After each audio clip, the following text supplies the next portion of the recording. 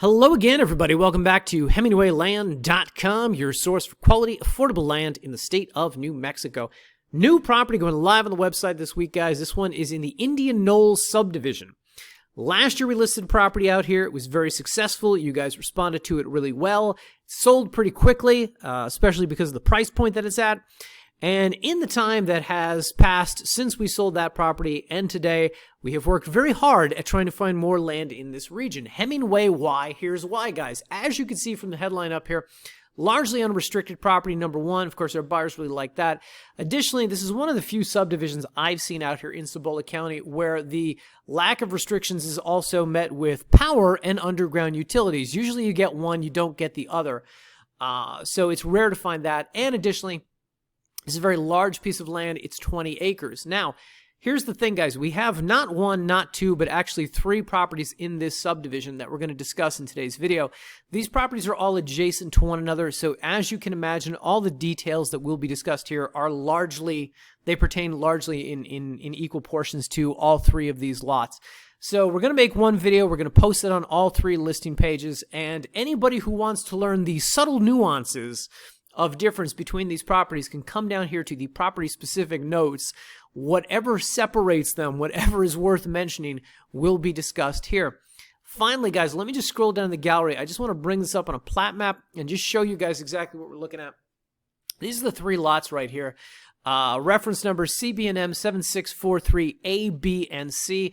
Just so you guys know, the A property is going to be priced at $29,000, the B property at $32,000, and the C property at $35,000. And in case you're saying, hey, Hemingway, what's the deal with the prices? If they're all the same, why not price them the same? Well, that's a very boring discussion about internal accounting. I'll leave that one alone for now. Suffice to say, 29, 32, 35 are the price points.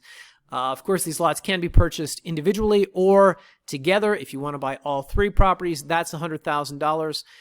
If you want to buy just two of the three, call the office. We'll figure something out. But anyway, we will have 4 listing pages up, guys. One for each of the properties and then one for the combined 61 acres is what the combined acreage is. Okay? Anyway, with all that said, as noted, these are reference numbers CBNM 7643. We're going to focus on the A property today. This one's 20 acres, as noted, guys. It's in Cibola County. It's in Indian Knolls Ranch. If we click any one of these GPS coordinates, voila, it shall come up on a map. So, first off, for those of you not familiar with Cibola County, for those of you not familiar with the subdivision, everybody knows Albuquerque. If you know nothing about New Mexico geography, you know Albuquerque up here in the north central portion of the state. These properties, sit due west-southwest out of Albuquerque over here in nearby Cibola County. Cibola County, by the way, borders Arizona here to its west. You are in the western portion of the state. How far are we outside of Albuquerque? I can hear you all asking. We are, if we right-click and measure distance, roughly about 110 miles as the crow flies. Of course, please keep in mind that drive time, a lot of that is here. Okay. I got to stop moving the mouse. A lot of that drive time is along the I-40, so that's about 75, 80 miles an hour. Then you're going to get out to the 117 over here just east of Grants, and then you make your way down to the 36 and hence over to the subject property. That's the route you're going to take. So, of course, most of that's wide open highway. So while it's 110 miles, it might be more like, maybe only an hour and 20 minutes, something, or hour and a half, to get out there.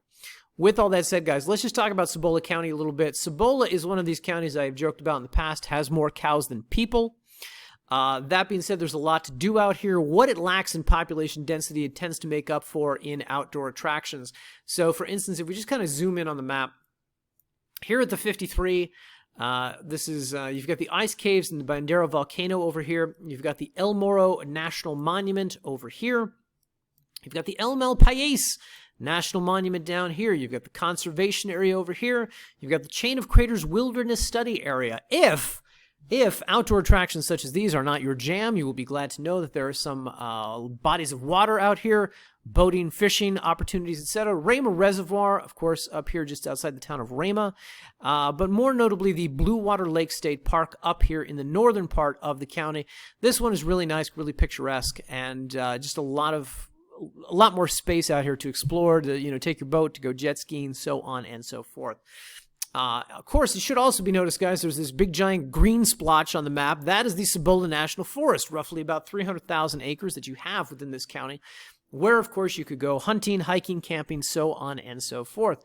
And for all the hunters out there, this is normally the point of the video where I have Googled names of species that exist in this region. For instance, turkey, elk, mule deer, so on and so forth.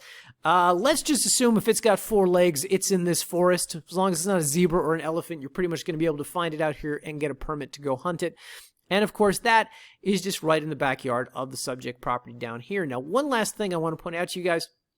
While I noted that this property is roughly about 2 hours outside of Albuquerque, you are only about 60 miles south of Gallup. So, of course, if you are living in Gallup out here and you're looking for either a more rural retreat, place with more privacy, or a place to set up a sort of kind of makeshift hunting cabin for you and your collection of hunter friends, this one's just kind of right in your backyard, just about 60 minutes south, just here outside the town of Fence Lake. Now, before we get into property-specific notes, let me just say, for those of you who are curious, if you're saying, hey, this is a rural county, how do I get groceries? How do I get supplies? Where's the nearest Walmart? So on and so forth. Grants up here, right here along the I-40, is the county seat of Cibola County. And continuing our quest to get every small town in New Mexico photographed, we do have photos of Grants, New Mexico. Population roughly 9,000. This is what it looks like out here. Of course, it should be noted Grants is about equidistant from the property as Gallup is. So you're roughly about an hour outside of Grants. That being said, in both Grants and Gallup, you're going to have easy access to grocery supplies and a lot of big box stores, as well as pretty much any fast food chain in America has some kind of footprint within these locations. Of course, out here in Grants, you've got the municipal airport, you've got the hospital, a lot of government buildings, as I noted, it's the county seat. And of course, the college, universities, etc. We've got the Walmart, guys. We always get photos of our local Walmarts. This is the one in Grants. And of course, AutoZone just down the street. We got the Smith's grocery store out here, all as evidence of the fact that if you do decide to develop this land, you will have easy access to supplies, building materials, so on and so forth. It should be noted, I believe the nearest Home Depot is actually in Gallup. There's not one in Grants, but the nearest Home Depot is in Gallup. Anyway, as we go through those photos, it is worth noting that we also have photos of the town of Rama. Again, guys, we're trying to get every town in New Mexico photographed. So just to make it clear, this is Grants up here, roughly about, an hour northeast of the subject property.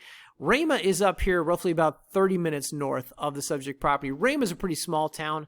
Of course, there's population about 500 out here. This gives you a sense of exactly what's available out here. Gas station, convenience store, the Stagecoach Cafe, which seemed to have a pretty fancy car parked outside of it for the Stagecoach Cafe, I have to imagine. Anyway, Family Dollar out here, post office, volunteer fire department, so on and so forth, college, schools, and the Rama Museum, etc. And finally, guys, Cape Motto. Cape Motto is roughly about 30 minutes south of the subject property. Point being, guys, if you're out here, yes, Fence Lake does sit down the street. There's a gas station there. There's probably a small convenience store. But it is more likely if you're going for grocery supply runs, you're going to Cape Motto or Rama or Grants. So let me just one more time go back to the photo gallery. This is what the charming rustic town of Cape Motto looks like. I feel like it has a little more artsy presence than Rama. I don't know. Anyway, but these are photos of this region. And of course, aside from this, guys, you're also pretty close to the Cape Motto Lake, which we also have photos of. Again, we're trying to get every nook and cranny of New Mexico photographed just to give you guys who are not local to the region a sense of exactly what is available to you out here. Blah, blah, blah. Anyway, guys, I'll let you go through those photos on your own time. Let's get to the subject property now that I'm 9 minutes into the video. Oh, my God. All right, guys. So the subject property sits out here just south of Highway 36. This is the Indian Knolls subdivision. It occupies, let me see here. If we go to satellite view, you can kind of see this cutout region on the map is Indian Knolls. It is a pretty small subdivision as far as subdivisions goes. It's a bunch of 20-acre properties that really don't occupy a lot of land. I think there's really only about 60-some properties in this region, something like that. Anyway, if we go back to the photo gallery, of course, I showed you guys the plat map before. This is what it looks like out here. I think there is only roughly 80-some lots. Anyway, these, of course, are the 3 subject properties. It should be noted that they are located right here along a road that on some maps is called Dreamcatcher Drive. Some maps call it Dreamcatcher Drive. More maps seem to call it Elk Mule Road. So you do the math. Whatever the case, we're calling it Elk Mule on the website. And, of course, let's look at some photos from the property itself. You have to scroll a little bit through the photo gallery here, guys, because we got so crazy with local color photos. But down here, this is the first photo of the property. This is the turnoff here from Highway 36 into Indian Knolls Ranch. As you can see, of course, this is a state-maintained road. This is paved. This is all sort of well-maintained dirt gravel as you get into the subdivision right here. This is the entrance. Just so you guys know, this gate always appears to be open. There is no lock for this gate. The gate seems to be more decorative than functional, but just so you know, it is there, and this is the Indian Knolls Ranch entrance. By the way, guys, you'll notice right as we're going into this property, you have power at the lot line immediately, power all throughout the subdivision, as well as underground utilities. These are the mailboxes for the community. They sit out here along the highway. But of course, it'll be easy for you to get your mail out here. Indian Knolls Road is the road that leads you into the subdivision. And of course, you can see exactly what the quality, caliber, condition of this road is. Easy to navigate, easy to really in any type of vehicle. And this, of course, the turnoff from Indian Knolls onto, Elk Run Trail is the name of it. I think I called it Elk Mule. Elk Run Trail, also called Dreamcatcher Drive. This is where these 3 subject properties are located. And this is ultimately the road frontage along Elk Run Trail. Each of these properties, of course, has road frontage along its northern boundary. And as you can see, power running up and down this road. So, of course, there's power at the lot line with all 3 of these properties. There's underground utilities in the region. And this is the aforementioned street sign out here, which indicates Elk Run Trail. We couldn't find one out there that said Dreamcatcher, but Dreamcatcher does appear on some maps. So, anyway, and these are the aforementioned underground utilities. It should be noted, guys, Continental Divide is the utility company that services this region. They, of course, the ones you would get in touch with about getting power connected to whatever you decide to build or park on the land out here. Anyway, as we go through the photos, guys, it should be noted that apparently it's been raining somewhat in northern New Mexico, so a lot greener terrain than we normally see out here. Normally it's a little more brownish, a little more deserty, whatever the case. Everything is in bloom because of a lot of recent rain. Of course, there's a lot of vegetation on the property and a good, fair amount of wide open spaces, so you have the ability to build without knocking down too many trees, or you could build amongst the trees, etc. Of course, we always like to point out with these nice flat pieces of land that they're easy to build on, easy to park on, easy to camp on, not the kind of thing where you need to excavate or do too much landscaping to start constructing out there, etc. A couple of fallen trees in the region, blah, blah, blah. Anyway, guys, I will let you peruse the photos on your own. A couple things I do want to point out to you, however, here in the gallery. As we get down here, we do see some fencing along these properties. Now, I'll have you guys know, I don't want to represent these properties as if they're completely fenced. None of these 3 lots are completely fenced. There is, however, some sporadic fencing along some of these properties, particularly the southern end of these properties. The southern end, from what we can tell, seems to back up to, who's this guy over here? Yes, an alpaca. It seems like one of the neighbors has an alpaca farm out there. That's my supposition. So, of course, they have livestock. They've been kind enough to fence off their land so the livestock can't wander onto yours. Just to give you a sense, guys, again, I'll pull up the plat map. Here we go. All right, just to give you guys a sense, the back end of all 3 of these properties is where this fencing exists. I think most of the back end of these properties are fenced. Our photographers seem to indicate that the fencing stops and starts along the eastern end of this one, along the western end of this one.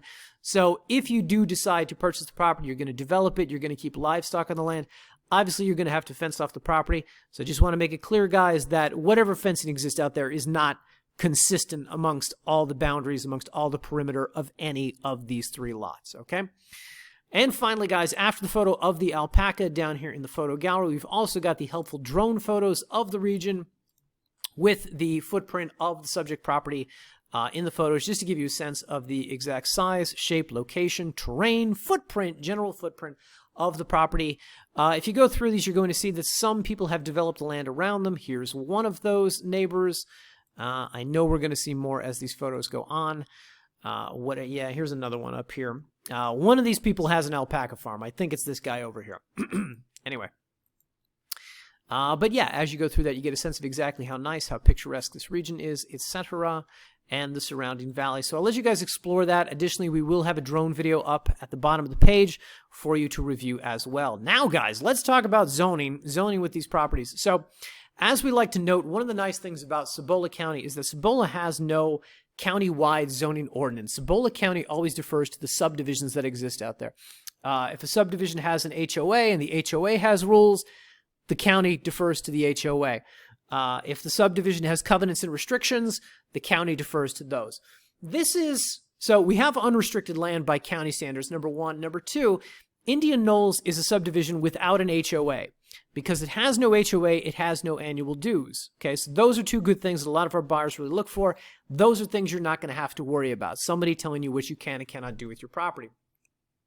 Additionally, it should be noted, of course, that you would have nothing extra to pay on the land aside from annual property taxes, so no HOA dues.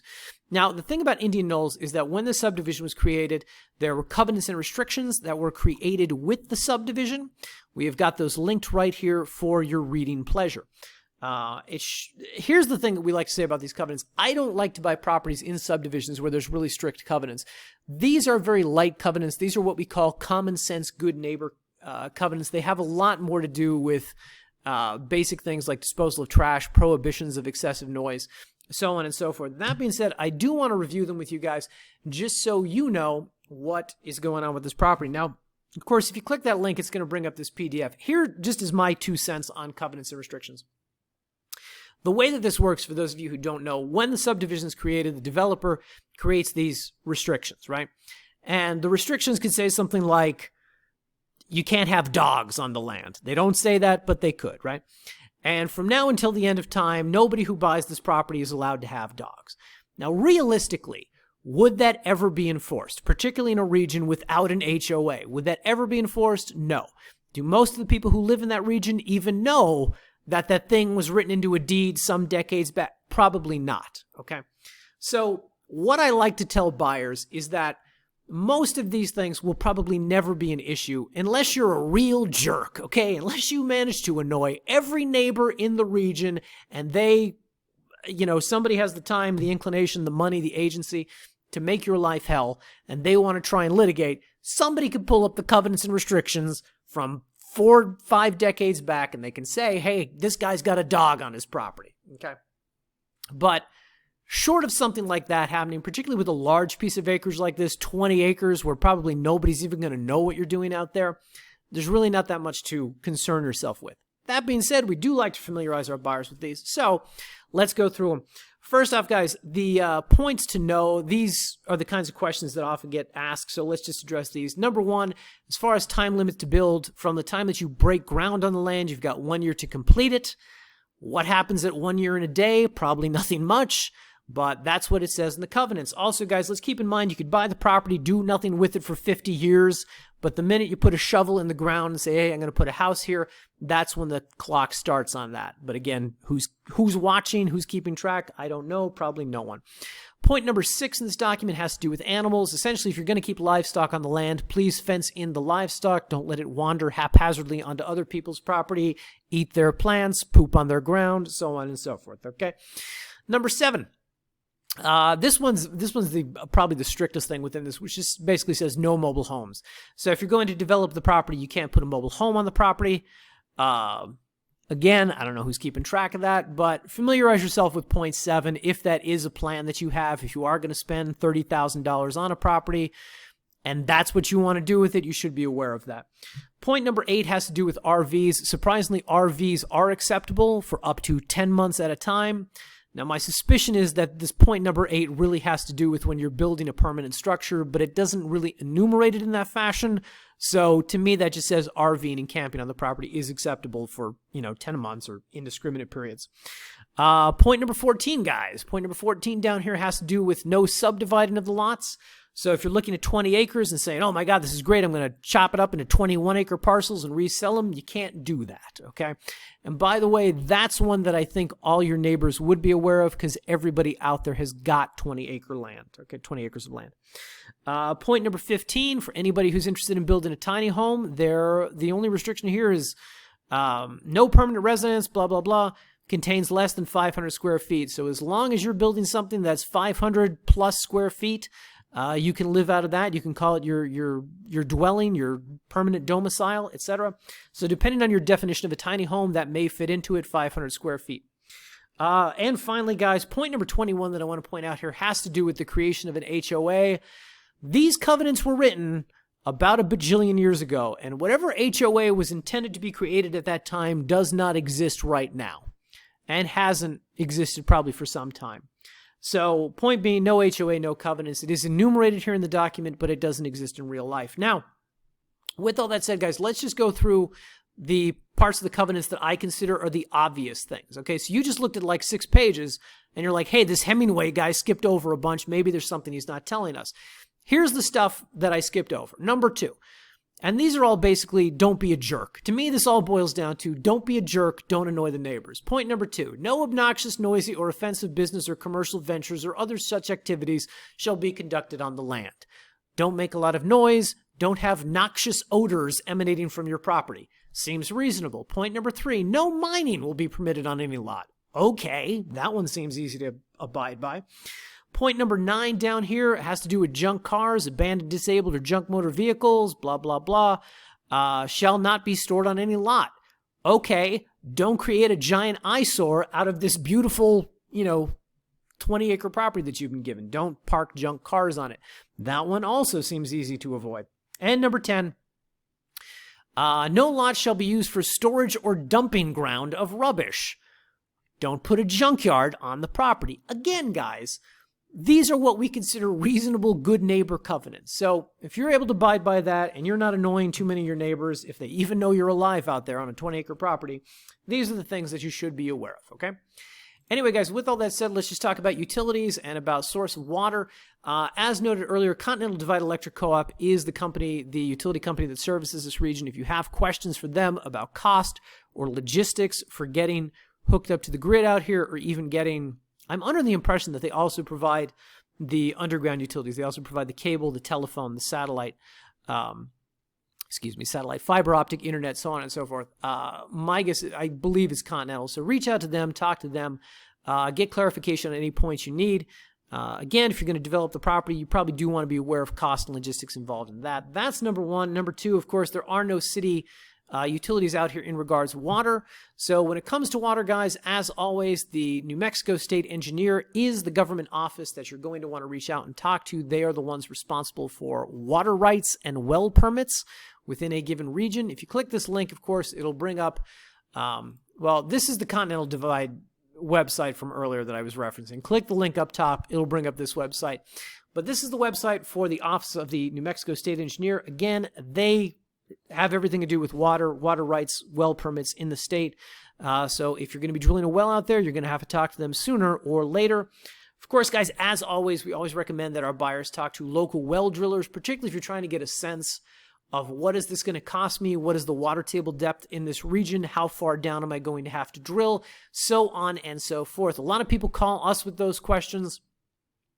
If I knew anything about water table depth, it's still not something I like to comment on because it's never something you could give a reliable response on. And there's probably a world of difference between something that's 100 feet to drill versus 150 feet to drill. So it's the kind of thing where I'd rather you get a more precise sense of it by calling people who do this for a living, people who drill wells in that region. Blah, blah, blah. Anyway, guys, with all that said, all of these properties were closed on and insured through Quest Title. So we have title insurance. We will be providing warranty deeds.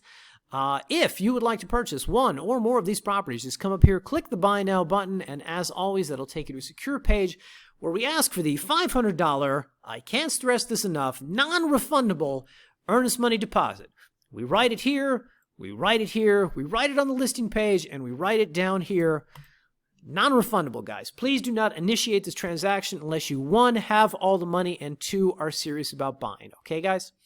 With all that said, we ask for a couple pieces of information here. Legal name for deed, tax address are amongst those pieces of information. Agree to the terms of service, click next, and on the very next page, we'll ask you for credit or debit card information to place the $500 deposit and begin this transaction. Now, here's the thing, guys. When we get into this price range, we always recommend to our buyers closing through a title company. If you guys want to write us a check for $29,000 or pay with a credit card $29,000, that's fine with us. He with the gold makes the rules. That being said, we do recommend, for your peace of mind, closing through a title company. And if you want to learn more about this process, guys, we've got these links down here. They take you to different pages on our website. One is the buying from us page, how it works. And this really enumerates the title escrow process. But basically, you put down the money, we draft a contract, you sign it, we submit it to the title company, and they do the rest. And if you are new to real estate, if you have never before bought a home or a piece of property of any sort, and you really don't know what I'm talking about when I talk about title escrow, come down here, Title Escrow Frequently Asked Questions. It will take you to this page where we address all the common questions that we get from buyers. Things as simple as, what does a title company do, to, I don't know, further down the page, what should I expect closing costs to be? If you do want to close through a title company, you, the buyer, will be responsible for closing costs.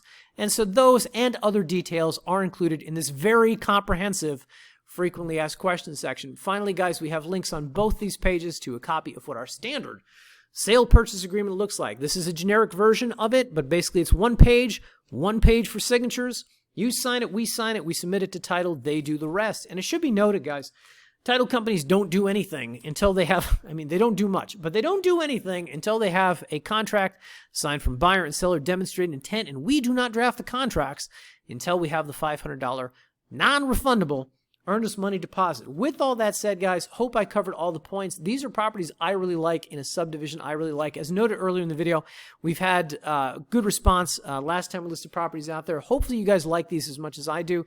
And of course, as always, if you have any questions, just leave them here on the YouTube or shoot us an email, support@hemingwayland.com. As always, guys, I appreciate your attention over these, 26 minutes I've been talking. Thanks very much, and we'll see you in the next video.